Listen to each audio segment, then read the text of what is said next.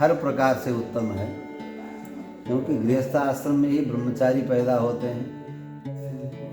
वही ब्रह्मचारी सद्ब्रह्मचर्य में रह करके सद्गृहस्थ होता है, फिर उसके बाद वो सद्वानप्रस्थ होता है और फिर कोई संन्यास होता है।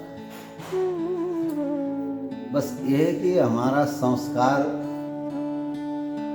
हमने कितना सुरक्षित रखा और हमारे पूर्वजों के संस्कार को हमने कितना सुरक्षित रखा। हमारा धर्म सनातन है। सनातन माने जो कभी अंत नहीं हुआ, अनादिकाल से अनंत काल तक जो चला आ रहा है। तो हमारे पूर्वजों ने इस धर्म की रक्षा कितने कष्ट सह करके, कितने माने तपस्या से इस धर्म को बचाया। क्या हम उन संस्कार और परंपरा को हम हत्या कर दें? उसकी हत्या करने का श्रेय हम ले लें? क्योंकि आजकल जो परंपराएं हत्या हो रही हैं, सास जी करती थी, मैं नहीं करती, मैं ऐसा नहीं मानती। बहू कहती, बेटा कहता अरे हाँ हमारे बाप दादा करते थे, तो भैया जनेऊ पहनते हो? हाँ हमारे पिताजी पहनते थे, मैं नहीं पहनता। तो ये संस्कारों की हत्या हम करते हैं। तो कम से कम इतने लंबे समय से चली आई परंपरा की हत्या हम जो कर रहे हैं, इतना बड़ा पाप हम क्यों लें? तो हमारा धर्म क्या है कि हम उस परंपरा को आगे बढ़ाएं। वो कुछ नहीं करना है, माने बच्चों तक हम डाल दें, उनके जिम्मे में डाल दें जो हमको मिला है, वो जो हमको मिला है। वो बच्चों को जैसे हम संपत्ति कमा करके उनको देना चाहते हैं, बढ़ा के देना चाहते हैं, उसी तरह संस्कार को हम बढ़ा करके दें उन बच्चों को, ताकि उनका कल्याण हो और वो अपराध हमें न लगे कि हमने उस संस्कृति की हत्या कर दी। माने उस संस्कृति परंपरा का अंत हमारे हाथों से न हो, हमारे जीवन में न हो। हमने आगे बढ़ा दी तो वह पाप से हम बचेंगे। हमें कुछ नहीं करना है, उन बच्चों को संस्कार देना है। गृहस्थ आश्रम में हम संस्कार नहीं देंगे, आज साधु क्यों बिगड़ रहे हैं? हम गृहस्थ बिगड़े हुए इसलिए साधु बिगड़ रहे। आज सन्यास क्यों बिगड़े हुए? हम गृहस्थ बिगड़े हुए इसलिए सन्यास बिगड़े। तो सब धर्म की रक्षा जो है गृहस्थ आश्रम के ऊपर है, और गृहस्थ आश्रम में भी हमारी माताओं की जिम्मेवारी माताओं की, क्योंकि धर्मपति किसी शास्त्र में नहीं है, धर्मपत्नी ही कही जाती है। धर्मपत्नी कही जाती है विवाह के बाद जो पत्नी होती है। क्यों? उस दिन से व्यक्ति धर्म में लगता है जिस दिन से उनका विवाह होता है। उससे पहले किसी कर्म में उस बैठता नहीं है, उसका बाप बैठता है। घर में पूजा पाठ कुछ भी हो तो बाप बैठता है, लेकिन पानी ग्रहण करने के लिए बैठेगा तो पूजा उन्हीं से कराई जाएगी, बेटा पूजा करो। उस दिन से वो धर्म में आगे बढ़ता है, और वो कन्या भी उस दिन से पूजा प्रारंभ करती है, धर्म कार्य। इसलिए धर्म का यज्ञ का कार्य उसी दिन से प्रारंभ होता है, और उसमें भी विशेष करके वो कन्या जो पत्नी बन रही है, उस पर धर्म का जो है धर्म की जिम्मेवारी रहती है, इसलिए धर्म पत्नी कही जाती है। तो हम गृहस्थों की जिम्मेवारी है, हम अपने बच्चों को हमारे ऋषियों का जो संस्कार है, जो हमारी परंपरा है, क्यों हम सब ऋषि पुत्र हैं, हमारा अपना गोत्र है। हमारे गोत्र के ऋषियों ने जो तपस्या करी, उसका फल आज तक हम लोग को अच्छा मिल रहा है, जो हम श्री राम वृंदावन में आकर भगवान की कथा सुन रहे हैं। अगर हमारे माता पिता ने उस संस्कार की हत्या कर दी होती तो क्या हमें मिलता? अगर हम हत्या कर देंगे तो क्या उन बच्चों को मिलेगा? नहीं मिलेगा। इसलिए हर गृहस्थ की जिम्मेदारी है। भगवान भी गृहस्थ आश्रम में प्रवेश करते हैं, आगे कथा सुनाएंगे। भगवान गृहस्थ आश्रम में क्या क्या कर्म करते हैं? स्नान करते हैं, संध्या करते हैं, हवन करते हैं, ब्राह्मण भोजन कराते हैं, हाँ? और गुरुजनों को उच्च आश्रम में रख करके नीचे बैठ करके कथा सुनते हैं, अपने घर के बालकों को कथा सुनाते हैं, कभी अपने गुरुजनों को जो है चरण सेवा करते हैं। आप करेंगे तो बच्चे देखेंगे तो कहना ही नहीं पड़ेगा, जब हम नहीं करेंगे तो बच्चे कहाँ से देखेंगे? माने जैसे कुछ संस्कार होता है, जैसे हम लोग जाते रहते हैं गांव में, शहरों में, हमारे हम जानते हैं जिनको, बहू आई, किसी ने कहा कि बेटा करके जो है सास ससुर को, पति को प्रणाम करना चाहिए। लेकिन मैंने तो मेरी माँ को किसी को प्रणाम करते हुए देखा ही नहीं आज तक। उसने सीधे जवाब दिया, मैंने तो मेरी माँ को, मैंने सास ससुर को, पति को प्रणाम करते हुए देखा ही नहीं। जब देखा नहीं तो उसका सर कहाँ से झुकेगा? जिसने देखा हो, उसकी माँ जो है उठते ही सब बड़ों को प्रणाम कर रही है, तो उसके मुंह से ऐसा निकलेगा क्या? क्योंकि उसकी माँ ने ही उस संस्कार की हत्या कर दी, तो बच्चों में वो संस्कार जाएगा। इसलिए प्रियव्रत जी गृहस्थ होना नहीं चाहते थे। ब्रह्मा जी ने आकर समझाया, बेटा गृहस्थ आश्रम उत्तम। क्यों? क्योंकि गृहस्थ आश्रम भोग के लिए नहीं, योग के लिए। गृहस्थ आश्रम में रहकर हम अपनी इंद्रियों पर संयम और विजय को प्राप्त कर सकते हैं। भोग भोगने के लिए तो 84 लाख योनियों में समस्त प्राणी ने वही भोग तो भोगा। केवल संतान पैदा करना और भोजन करना, इस दो काम के अलावा, मनुष्य के अलावा किसी के पास कोई जिम्मेवारी है, कोई काम है क्या? यही तो करता रहा, लेकिन भोग से कभी तृप्ति नहीं हुई। तो मनुष्य का जो वास्तविक स्वरूप है वो भगवान के करीब है। भगवत प्राप्ति के उपाय और साधन करना ही मनुष्य का जो है अपना जो स्वरूप है, मानवता है, मानवत्व है। गृहस्थ आश्रम में रह करके अपने इंद्रियों पर जब विजय प्राप्त करें, अब ये इंद्रियां धोखा दे नहीं सकती। जैसे कुछ भी न रहे और हम उपवास करें, घर में खाने को कुछ भी ना हो और हम उपवास करें, तो उस उपवास का क्या मतलब? जब आपके पास सब कुछ हो फिर भी आप उपवास करें तो उसको उपवास कहा जाएगा।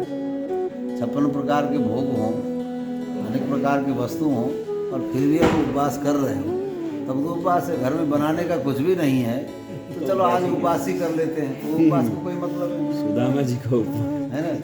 तो मतलब घर में पत्नी हो, घर में भोजन हो, विषयों का, सभी इंद्रियों का भोग उपलब्ध हो, फिर भी हम उनसे, उसके बिना हम रह सकते कि नहीं? भोजन के बिना रह सकते कि नहीं? या हमारी जो आदत बिगड़ी हुई है, हम माने जैसे किसी का कुछ लेने का आदत होता है, कुछ लेने का आदत होता है, अरे हमको ये वस्तु चाहिए, हम उसके बिना कितने दिन रह सकते हैं? ये अभ्यास बनाना है। अगर गृहस्थ में रह करके सारा अभ्यस्त हो जाएगा तो हम जमीन में सो सकते हैं कि नहीं? हम पैदल बिना जूते चप्पल के चल सकते हैं कि नहीं? हम माने ऐसे साधु संतों की तरह माने जो है कहीं देख रहे हैं महात्मा, हम लोग 4 कपड़े पहने हैं तब ठंडी लग रही है, अभी माने एक चद्दर डाले हुए बहुत संत चल रहे हैं, क्या हम भी, वो भी मनुष्य, हम भी कर सकते हैं? ये सारा अभ्यास करने के बाद जब हम फिर वानप्रस्थ से निकलेंगे तब इंद्रियां धोखा नहीं देंगी। इसलिए गृहस्थ आश्रम है। वो गृहस्थ आश्रम में रह करके कि हम गलत हैं या हम कुछ नहीं कर पाए, ऐसा कुछ नहीं। और भगवान की ऐसी कृपा, गृहस्थ आश्रम में रहकर व्यक्ति थोड़ा ही करता है, भगवान उसको बहुत बड़ा दे। इतने जिम्मेवारी के बीच में भी मेरा नाम ले रहा है, मुझे याद कर रहा है। तो गृहस्थ आश्रम जैसा कुछ भी नहीं है। साधुओं का नियम, सन्यासियों का नियम, ब्रह्मचारी का नियम बहुत है। अगर आपने सन्यास ले लिया तो आपकी माला, जो मंत्र की माला 10 माला करेंगे और गृहस्थ 1 माला करेगा, दोनों का बराबर। भगवान ने इतना सुविधा रखा है, इतनी सुविधा दे रखी है। इसलिए गृहस्थ आश्रम में सबसे बड़ी बात ये है कि हम अपने संस्कारों को अपने बच्चों के ऊपर, आजकल संस्कार ही तो नहीं है, सब कुछ है हमारे पास, हम केवल धन धन करते हैं। आप अभी व्यंग में कह रहे थे धन कैसे बढ़े, श्रीमद् भागवत में तो कोई भी उपाय नहीं धन कैसे बढ़े, बल्कि भगवान ने 2 बार कहा कि जिस पर कृपा करता हूँ उसका धन खींच लेता हूँ। भागवत में आएंगे तो चढ़ाना पड़ेगा, खींच ही लेंगे। भगवान को झूठा थोड़ी करते हैं। जो है भाई, जो कथा सुनने आए जो भक्त होगा उसका धन मैं खींच लेता हूँ धीरे धीरे। भाई आप दर्शन करने जाएंगे महाराज, यहाँ गौ सेवा करो, वहाँ 1100 उधर खींच लिया भगवान ने। इधर संतों की सेवा करो, उधर अरे कुछ नहीं तो चना डाल दो बंदर को। माने भगवान के पास आए कृपा करते तो खींचते ही है। अगर जिसका नहीं खींचा तो कृपा थोड़ी हुई भाई। जो लेके आए लेके चले गए तो क्या कृपा हुई है? तो भगवान तो कहते हैं कि उसका धन तो घटा देता हूँ, बढ़ाने की बात नहीं है भागवत में। हाँ, मैं उसकी भक्ति बढ़ा देता हूँ, ज्ञान बढ़ा देता हूँ, बुद्धि बढ़ा देता हूँ। धन मिल जाए ये तो भगवान की कृपा, तो हम हर चीज़ को मानते हैं। हमारा प्रारब्ध है, कर्म है, इसको कृपा मानना तो चाहिए, पर ये वास्तविक कृपा नहीं है। हमारे पास कुछ संपत्ति हो, कुछ धन हो, ये वास्तविक कृपा नहीं है। तो वास्तविक कृपा क्या है?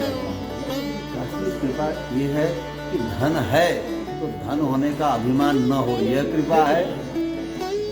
हाँ, धन हो, धन होने का अभिमान जरा भी न हो।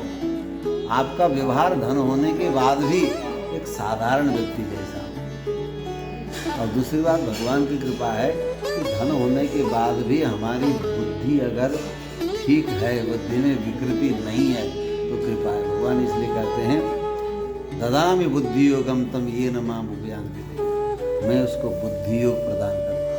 भगवान कहते हैं ददामि विमलाम मतिम, जिस पर मैं कृपा करता हूँ उसको निर्मल मति देता हूँ, विशुद्ध मति देता हूँ, भगवत भक्ति युक्त मति देता हूँ।